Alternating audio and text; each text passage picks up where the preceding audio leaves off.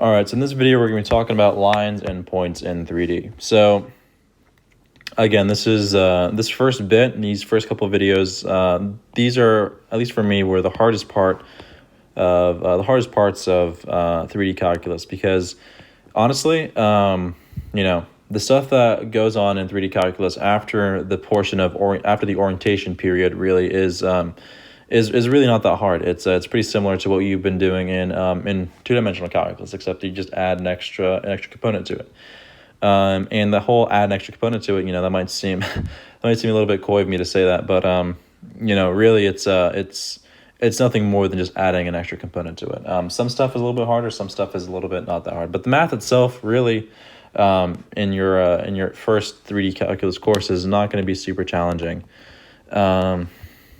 You have z, x, you have y. So I want to talk about a few things. So this video is called Lines and Points in 3D. So obviously, let's talk about, we're really in this video going to focus on the translation of how things work in 2D versus how they work in 3D.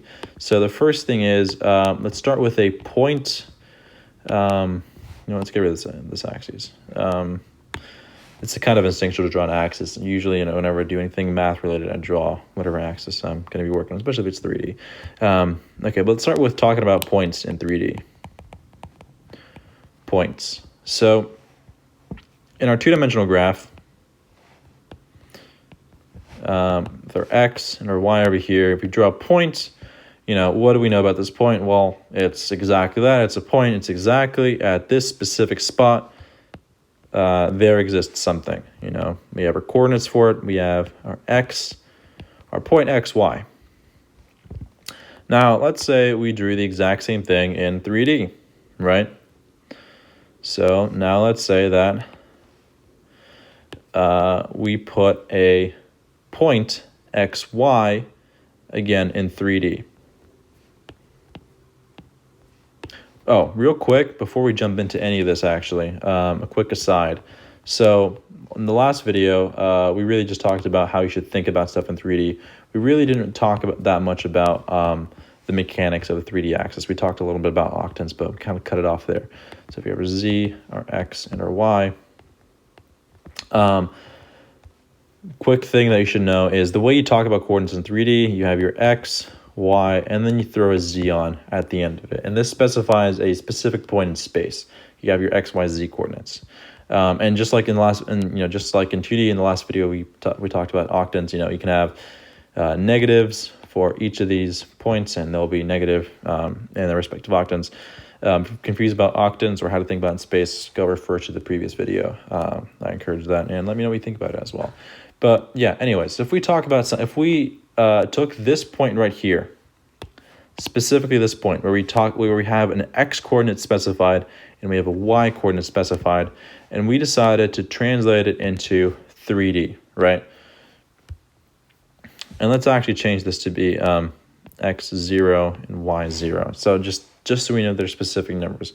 And we said, hey, give me this point x0, y0 in 3D, and let's say this is our point here, x0, y0, right? So it's this far along, it's, you know, this far along in the x-axis, x0, and it's this far along in the y-axis. But, you know, like I just mentioned a second ago, we have to acknowledge the third coordinate. And in going from 2D to 3D, well, we haven't never specified the third coordinate. All we have specified is x and y.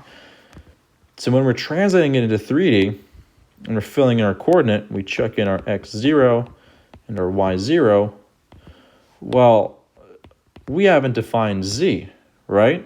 So really, z is defined for everything.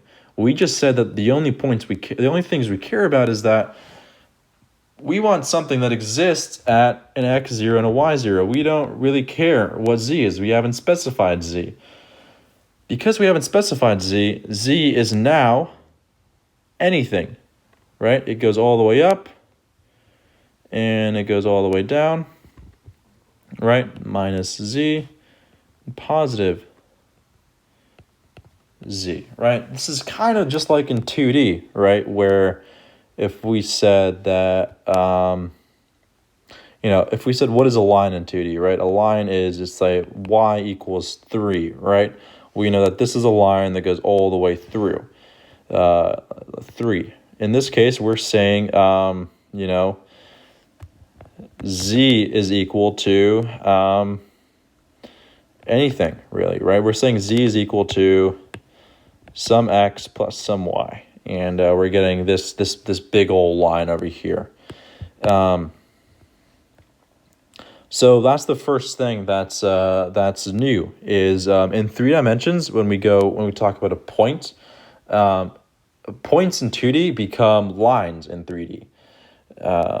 So if we wanted to specify in 3 dimensions a line that went sideways, right? If we wanted a line that goes, let's draw a better sideways. If we wanted a line that goes parallel to the y-axis, but through positive z and through positive x, if we want to talk about something like this, we would specify a point, right? We say that we want our line to go through this point here. We would we'd give an x coordinate, and we differentiate it by calling this x1, and we're going to ignore the y coordinate, and we're going to specify a z coordinate, z1.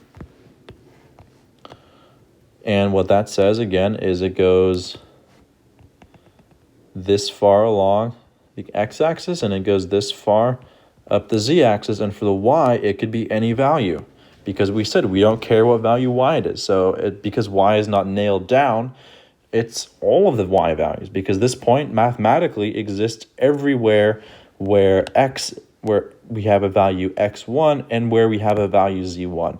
So that's why this is a line. That's why when you go from a 2D point to a 3D space and you do a direct conversion, you're going to get a line. Now let's talk about lines in 3D. But if you have any questions about the way that I worded this or the way to think about this, obviously, leave a comment in the comment section, leave a comment in the comment section, and I'll try my best to respond and help you guys out. But I highly also recommend getting some 3D software out. Again, for these first couple videos, it's your best tool, your best Band-Aid is going to be some way of visualizing this a little bit better in 3D. So I recommend looking into Blender or looking into a 3D grapher and really just playing with this kind of stuff. All right, lines. So let's do the exact same thing with a line. Let's say we have specified a line y equals x, right? Let's say we specify a line that says y equals 2. Let's make it nice and simple. So this is our y equals 2 line. It goes this way. So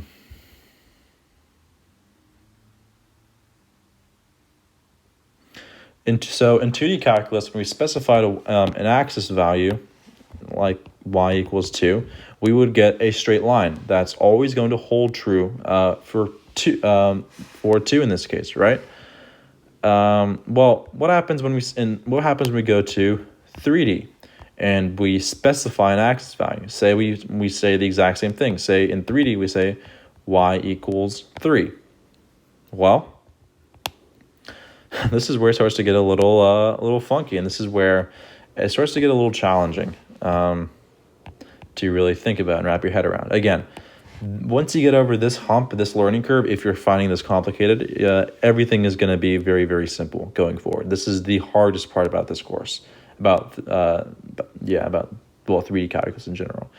So what happens when we specify y equals 3? Well, we're saying that we want a point where we want to find, not really a point, but a set of points where y is going to be 3, no matter what you do to x or z, right? So, well, what does that look like? Let me draw this a little differently. So let me draw a y going more straight outwards this way, because it'll be easier to draw the next step. So, well, really, so let's take our point, let's just on the axis so it's easier to visualize. Let's take our point here. Let's say this is y equals 3. We're saying that no matter, we're trying to find a point that no matter how far up you go or how far down you go, you're always going to have y equals 3. And we're also saying that no matter how far out you go, let's make that parallel so it's really, really obvious. We're saying that no matter how far out you go and no matter how far in you go, it's always going to be y equals 3. So this shape, if you want to call it that, this is what we call a plane. I'm going to put dotted lines because a plane doesn't really have, real boundaries. Its boundaries are kind of infinite. So it goes all the way down for a way. But in 3D software, you're going to see this as a square because, believe it or not, computers don't like rendering infinite stuff.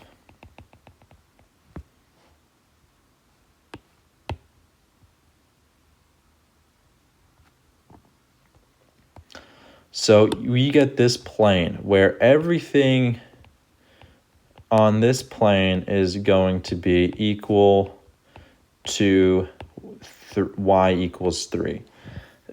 So we have this. It's like a plane. If you want to think about it, it's like a sheet.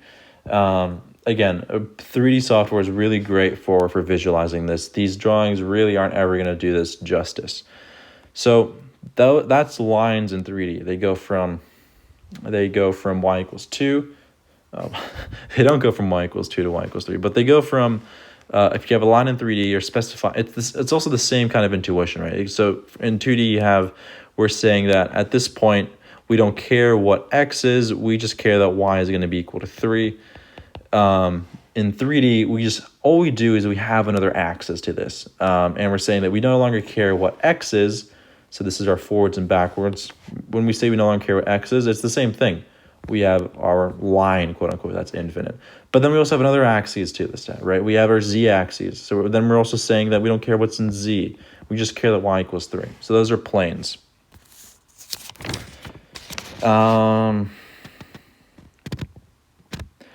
So now let's talk about, let's start talking about doing some math in 3D.